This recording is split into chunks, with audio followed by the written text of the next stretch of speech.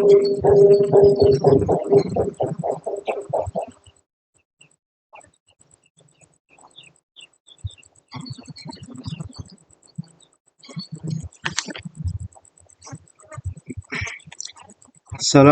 warahmatullahi wabarakatuh.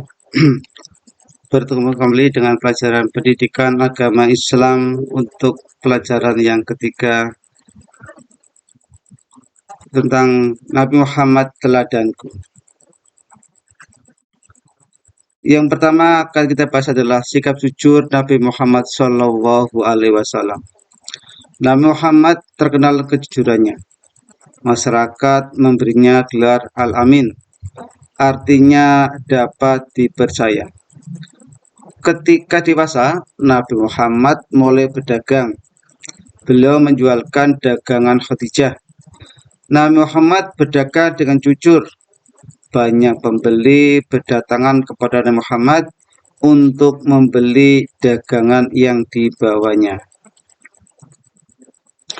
Pada usia 40 tahun, Muhammad SAW diangkat menjadi Rasul.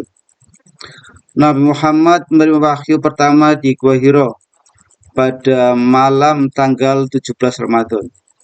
Malam tersebut dikenal dengan malam Nuzulul Quran, yakni turunnya wahyu Al-Quran. Setelah menjadi Rasul, Nabi Muhammad berdakwah, mengajak masyarakat Mekah untuk menyembelih Allah dan meninggalkan sifat-sifat yang tercela. Masa Mekah ada yang mengikuti ajaran beliau, ada juga yang membangkang dan menentangnya. Meskipun ditentang, Nabi Muhammad tidak putus asa. Beliau terus-menerus berdakwah hingga akhir hayatnya. Kejujuran Muhammad membuat masyarakat percaya mengikuti ajaran Islam yang dibawanya.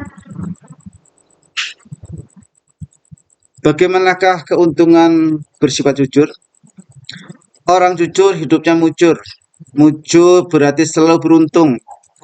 Orang jujur tidak mau berbohong. Kebohongan mengakibatkan dosa. Peliharalah sikap jujur di dalam dirimu. Biasakan sifat jujur itu dalam kehidupan seharimu, baik di rumah maupun di sekolah. Anak jujur akan disayang oleh siapapun. Sikap jujur juga bermanfaat dalam kehidupan kita. Kita akan dipercaya oleh siapa saja karena sikap tersebut.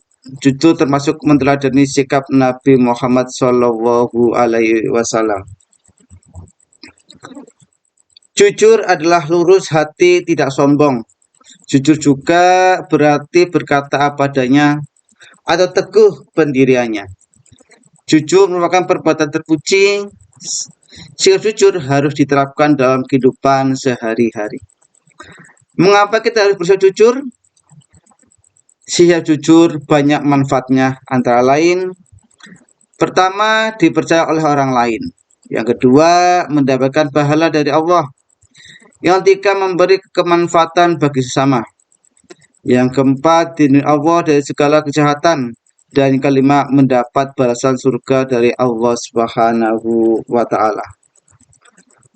Contoh perilaku jujur antara lain: mengembalikan sisa belanja yang diberikan ibu, tidak menyontek saat ulangan, berkata sesuai dengan kebenaran, tidak mengada-ngada, meminta maaf jika melakukan kesalahan, dan tidak berkata bohong. Nah, mulai sekarang kamu harus bersikap jujur kepada orang tua, kepada guru, kepada teman, dan kepada semua orang. Dimanapun kamu berada harus jujur. Di rumah, di sekolah, juga ketika bermain dengan teman. Nah, itulah pelajaran tentang kejujuran yang menjadi keharusan untuk kita sebagai umat Islam. Nah, anak-anak, sebagai tugasnya adalah anak-anak menyebutkan manfaat atau keuntungan untuk berperilaku jujur. Demikian pelajaran yang ketiga.